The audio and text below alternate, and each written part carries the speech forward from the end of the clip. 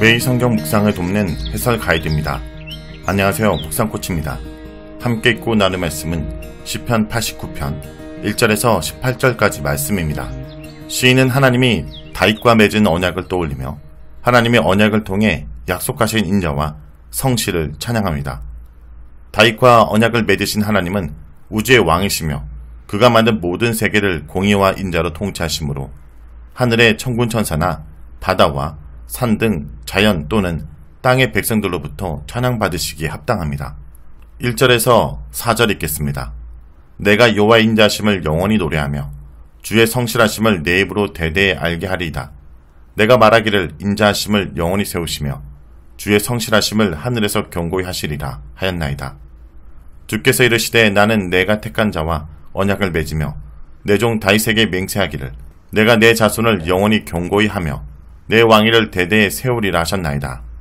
1절에서 4절은 다윗의 언약에 드러난 하나님의 인자와 성실입니다.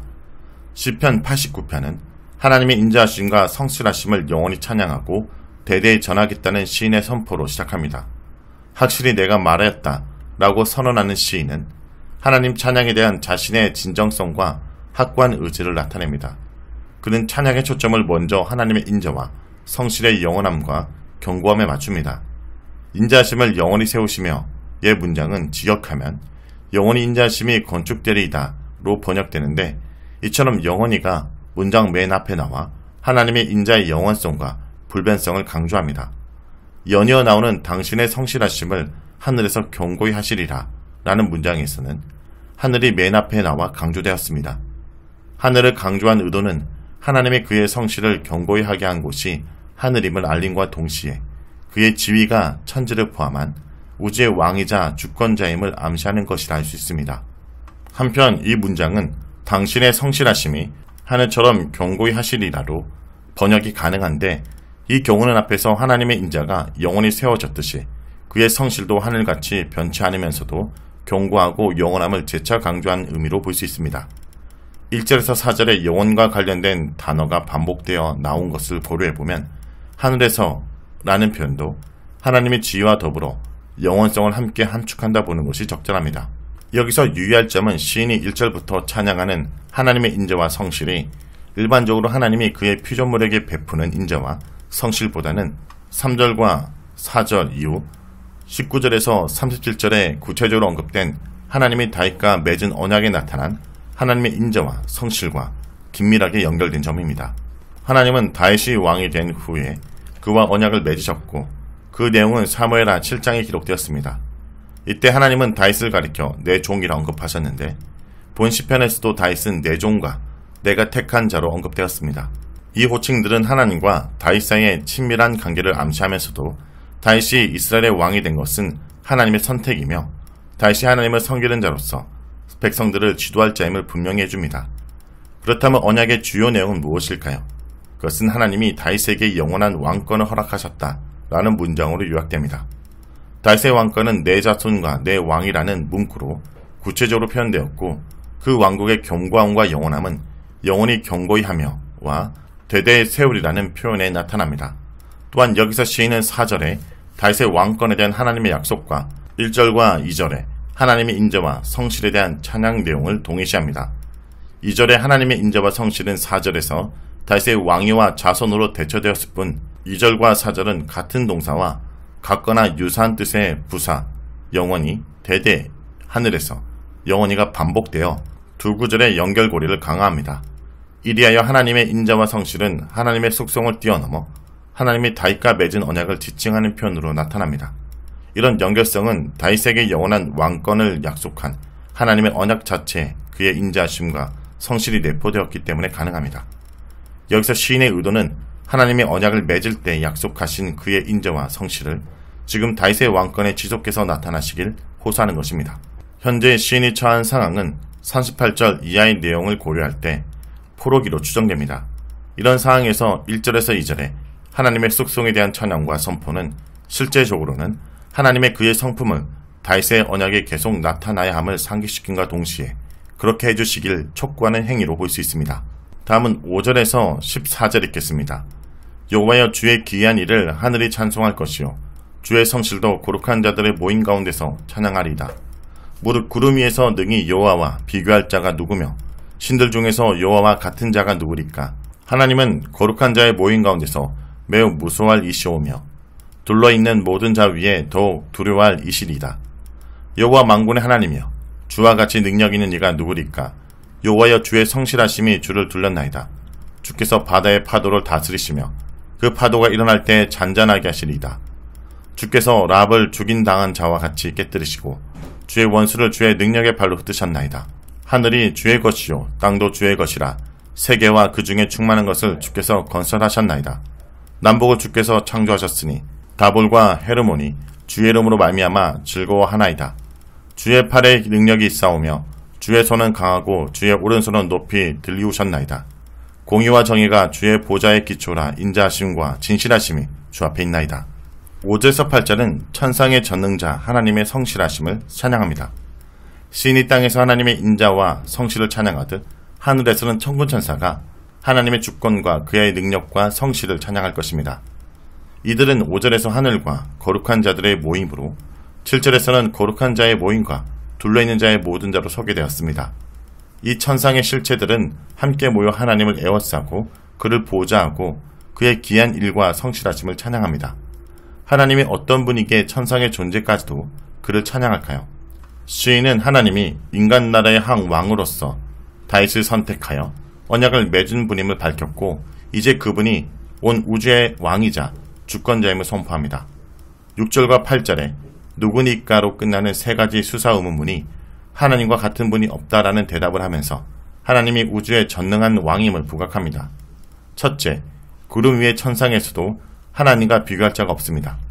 6절에 비교할 자에서 비교하다는 원래 순서대로 세우다, 전쟁터에서 군사를 정렬하다 라는 뜻이므로 비교할 자가 없다는 것은 하나님보다 앞설 자가 없음을 의미합니다. 둘째, 신들, 즉 천군천사나 신적 존재들 중에서도 하나님과 같은 자가 없습니다. 그러므로 천군천사들마저 하나님을 경외하고 복종합니다. 셋째, 하나님과 같이 강한 자가 없습니다. 여호와 만군의 하나님이란 칭호가 암시하듯 하나님은 모든 천군천사들 군대의 우두머리십니다. 9절에서 14절은 능력의 창조주이신 하나님을 찬양합니다. 우주의 왕으로서 천상을 다스리시는 하나님의 주권과 능력은 하늘 아래 바다와 땅과 산에서도 여실히 나타납니다. 9절과 10절에 묘사된 바다, 파도, 라합, 원수들은 모두 바다의 질서를 깨뜨리고 혼란을 일으키는 세력을 상징하는데 이런 세력도 하나님 앞에서는 제 힘을 쓸 수 없습니다. 하나님은 거만한 바다를 다스리시고 거세게 일어나는 파도를 단번에 잠잠케 하십니다. 락과 같은 위협적인 바다 생물도 이미 죽은 자처럼 짓밟힙니다. 하나님은 그의 대적의 정치가 무엇이든지 간에 그들을 제압하여 흩을 수 있는 강한 능력의 용사이십니다. 그렇다면 하나님이 혼란과 파괴를 가져오는 세력을 통제하고 질서로 다스릴 수 있는 근원적인 이유는 무엇일까요? 이는 하나님이 바로 이 세상의 기초를 놓은 창조주이시기 때문입니다. 천지와 세계와 그 안에 있는 모든 것이 다 하나님의 작품이며 그의 소유물입니다. 사람들은 갈릴리 남서쪽의 다볼산이나 동북쪽의 헤르몬산을 신들의 거주지로 여기지만 이들을 포함한 사방의 신들은 다 하나님의 소유물이며 하나님의 이름을 듣고 즐거움의 반응을 보이는 하나님의 피조물입니다. 하나님은 이같이 능력을 가진 창조주이자 왕이시나 그의 모든 다스림의 기초는 공의와 정의 그리고 인자함과 진실함이 있습니다. 시인이 계속해서 하나님의 주권과 능력을 찬양하고 그의 속성을 언급하는 데에는 전능자 하나님이 다윗에게 약속한 언약을 회복하고 그의 인자를 계속해서 보여주시길 바라는 마음이 암시되어 있습니다. 15절에서 18절은 왕이신 하나님을 기뻐하는 백성의 행복입니다. 시인은 하나님의 인자와 성실을 찬양하면서 청중에게 천상에서의 하나님과 바다와 산에서의 하나님을 기억하게 했고 이제 땅으로와 백성 중에 거하시는 하나님을 보게 합니다. 산들이 창조주 하나님을 알아보고 즐거워하듯 왕이신 하나님으로 인해 기뻐 탄성을 지르는 백성들은 얼마나 행복합니까? 그들은 하나님의 호의와 은혜 안에서 살며 그의 공의를 지킴으로써 높아집니다. 그들은 하나님을 힘과 방패로 삼고 그의 은총 덕분에 힘과 능력을 얻은 자들입니다. 이 백성을 통치하는 인간왕도 하나님께 속한 자로서 백성과 함께 하나님을 기뻐하고 그분의 공의와 힘을 의지하기에 하나님이 베푸시는 은총으로 말미암아 높아지고 승리할 것입니다. 시인은 하나님의 선택한 다윗 왕국이 하나님의 은총으로 회복되길 계속 암시하는 것 같습니다. 어떤 경우든 하나님은 그의 백성의 힘과 보호가 되는 진정한 왕이십니다. 자, 여기까지가 시편 89편 1절에서 18절까지 말씀입니다. 오늘 말씀을 통해 우리는 무엇을 묵상하고 적용해야 할까요? 하나님은 인자하시고 성실하신 분입니다. 인자, 헤세드는 당신의 백성에게 허신적인 사랑을 베푸는 하나님의 성품을 말합니다. 시인은 이 여호와의 인자하심이 변함없다라고 노래합니다. 성도 여러분, 여러분은 그 변치 않은 하나님의 사랑을 확인하고 계십니까? 그 사랑을 누구에게 선포하시겠습니까? 인자하시고 성실하신 하나님을 사람들에게 선포하고 찬양하는 자가 복이 있다는 것을 잊지 않길 간절히 기도드립니다.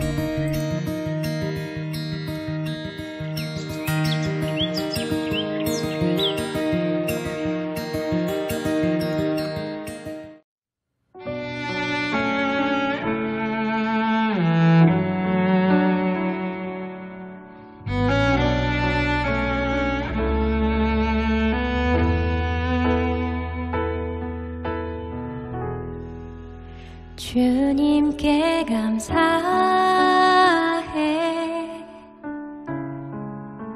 생명 주신 그 사랑, 내 부끄러운 죄를 사시고 놀라운 은혜 주네. 주님께 감사해.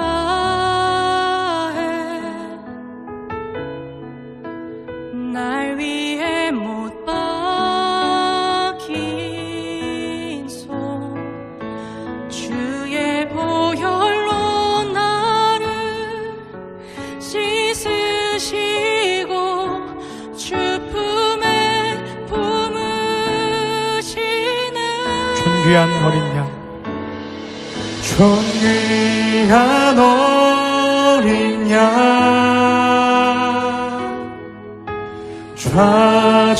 좌정하신 주,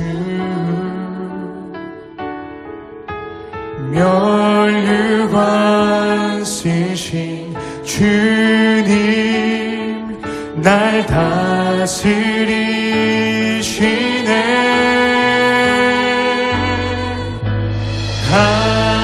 하나님 아들 높여 경배해. 십자가에 달리신 주님,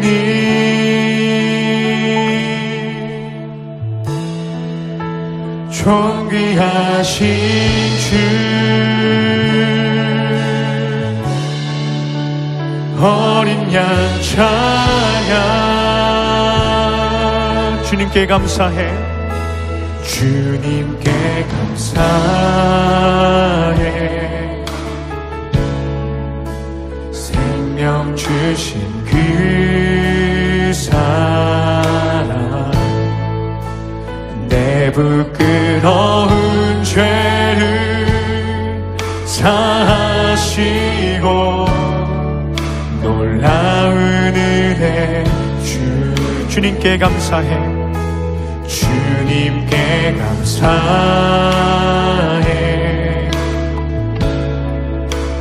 날 위해 못 박힌 손, 주의 보혈로 나를 씻으시고 주 품에 품으시네. 존귀한 어린 양, 좌정하신 주, 멸류관 쓰신 주님, 날 다스리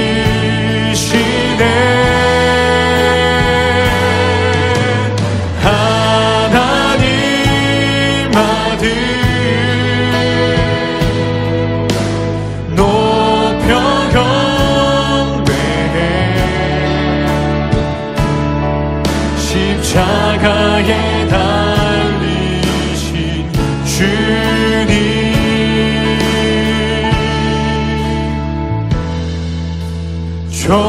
존귀하신 주 어린 양 찬양 어린 양 찬양 존귀한 어린 양 존귀한 어린 양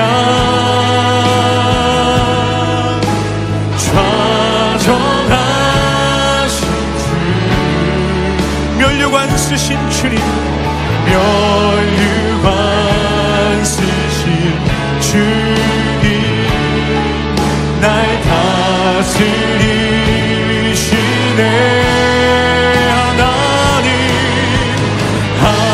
하나님 아들 높여 경배해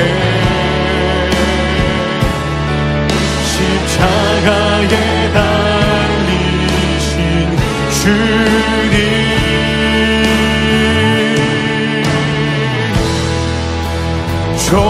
존귀하신 주 어린 양 찬양 우리 시간 다같이 주님께 기도하며 나가길 원합니다. 온전히 나의 삶이 주님을 송축하며 높이며 나아가는 인생 되게 하여 주시옵소서. 이 시간 우리 모두 있는 그 자리에서 주님께 부르짖으며 기도하며 나가길 원합니다. 기도하겠습니다. 하늘과 살아계신 주님 우리가 있는 그 삶의 자리 곳곳마다 온전히 주님의 이름을 송축하며 주님의 이름만을 경배하며 높이며 나아가는 데가 될 수 있도록 인도하여 주시옵소서. 우리의 사랑이 어떠하든지 간에 주님께서 우리에게 하신 모든 것들을 바라보게 하시고 우리에게 하신 모든 일들에 대해 감사함으로 나아갈 때 우리 모두가 될 수 있도록 인도하여 주시옵소서. 우리의 모든 죄를 깨끗게 하신 주님을 바라봅니다. 우리의 모든 잘못을 용서하시고 예수 그리스도 십자가의 보혈의 능력으로 우리를 구원하신 주님을 온전히 찬양하며 예배하며 나아가는 우리 모두가 될 수 있도록 인도하여 주시옵소서.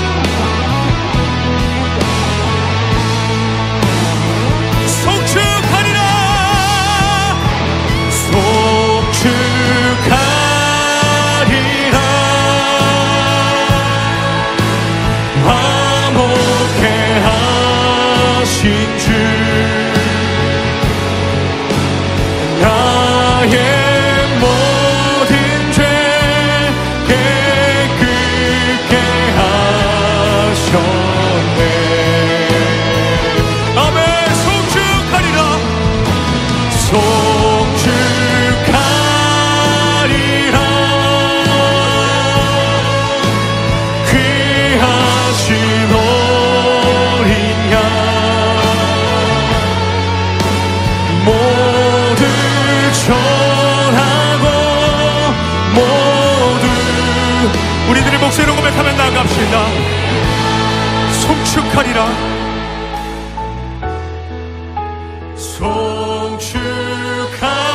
송축하리라